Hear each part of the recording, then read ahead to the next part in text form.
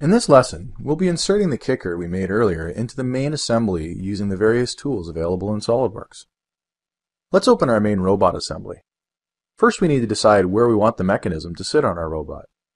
The kicker we made is designed to function on the front end of the robot between the two inner C-frames. Now let's import the kicker using the Insert Component tool.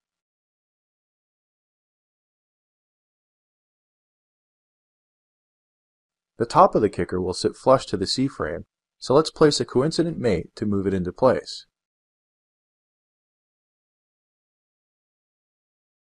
We can click this button if we need to orient the kicker properly.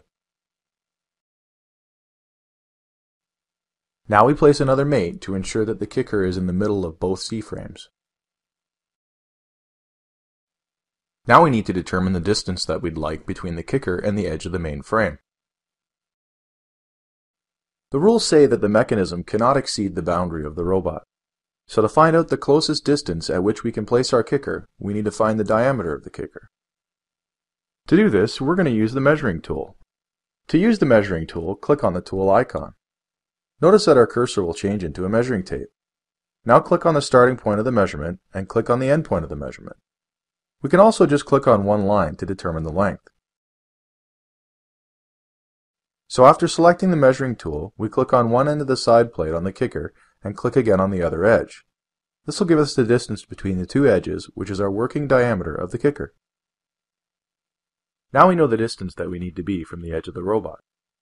To finish fitting the kicker into the robot, let's place a distance mate from the edge of the robot to the front of the kicker side plate.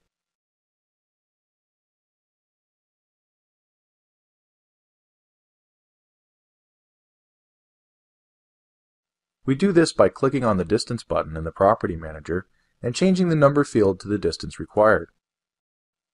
In this case, the distance will be about half the diameter of the kicker, minus 25.4 millimeters, because the bearing mount is 50.8 millimeters wide.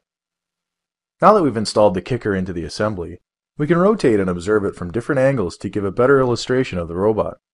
It also makes finding and fixing problems much simpler, thus reducing the amount of time spent on troubleshooting.